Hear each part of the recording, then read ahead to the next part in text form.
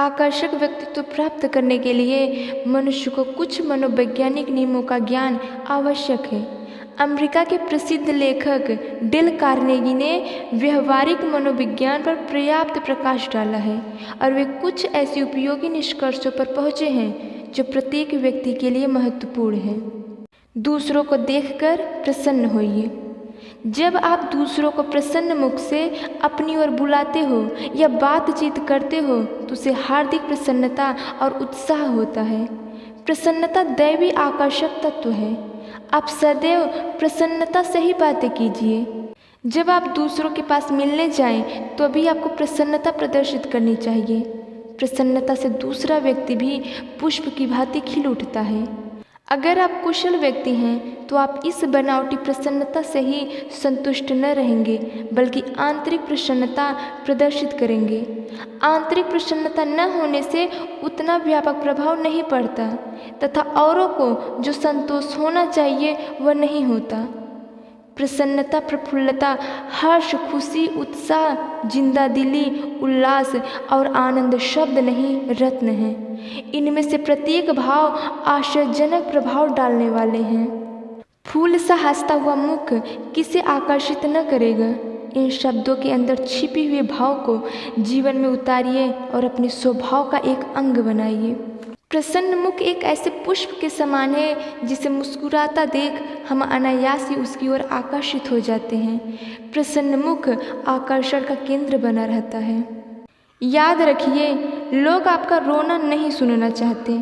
उनके पास अपनी ही मुसीबत कम नहीं है। उन्हें तो आपके हास्य, विनोद, उत्तम स्वभाव, प्रसन्न मुख, आकर्षित करने वाली बातें, नई नई चमत्कारपूर्ण उक्तियाँ, सरसता की आवश्यकता है।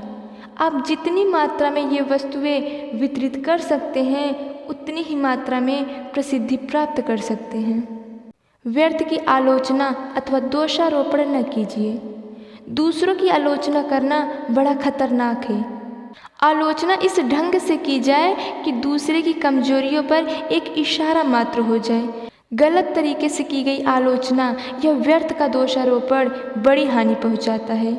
अच्छा तो यह है कि आप इस कार्य से दूर ही रहें और इस काम को किसी और को ही करने दें। यदि करना ही पड़े तो घुमाकर दूसरे की निर्बलताओं की ओर संकेत ही कीजिए। मान लीजिए कि आपकी पत्नी ने भोजन अच्छा नहीं बनाया, उसमें मिर्च अधिक है, नमक बहुत कम और सो भी ठंडा पड़ा है। यदि आप उत्तेजित होकर यूँ ही कह दें तो गृह युद्ध अवश्य छिड़ जाएगा। आप यूँ कहिए, आज भोजन का स्टैंडर्ड रोजाना से कुछ नीचा रह गया है।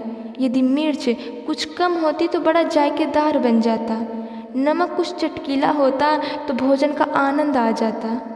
आलोचना करते समय यदि किसी दुर्गुण का जिक्र करना पड़े तो पहले किसी सद्गुण से शुरू कीजिए। सद्गुण का बखान करने से दूसरे का अहम उत्तेजित हो जाएगा और वह आपके द्वारा संकेत किए गए दुर्गुण को दूर करेगा। दूसरा जब समझता है कि उसके विषय में आपके हृदय में अति उच्च धारणाएं हैं तो वह केवल आपको प्रसन्न करने मात्र के लिए उसी स्टैंडर्ड तक आने की चेष्टा करता है। यदि उसमें कोई दुर्गुण भी होता है तो उसको भी त्याग देता है। प्रत्येक व्यक्ति में दिलचस्पी लेकर उसकी गुप्त दुनिया में प्रवेश कीजिए, उसके गुण दोष देखिए, फिर प्रीति युक्त दृष्टिकोण और शहद सी मधुर भाषा में उसे समझाइए। दूसरे की सुनिए।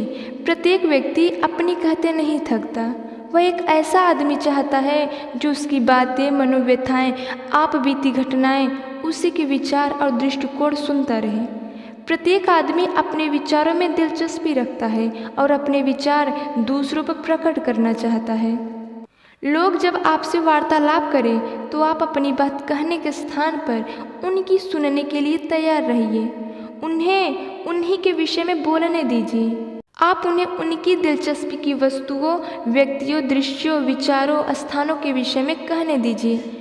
उनकी रुचि और सुविधा का ध्यान रखिए। यदि आप धैर्य से उन्हें सुनते जाएं, उनमें दिलचस्पी और उत्सुकता दिखाकर उन्हें उत्साहित करते रहें तो वे सदा के लिए आपके प्रशंसक बन जाएं। आप प्रत्येक व्यक्ति की आप बीती बड़े ध्यान से सुनने की आदत डालिए, मानो वास्तव में आप उससे भी अधिक बात सुनने की प्रतीक्षा कर रहे हैं। अतः अपनी अपनी मत तानिए, दूसरे की सुनिए और उससे अपने विषय में अधिक कहने का अवसर दीजिए।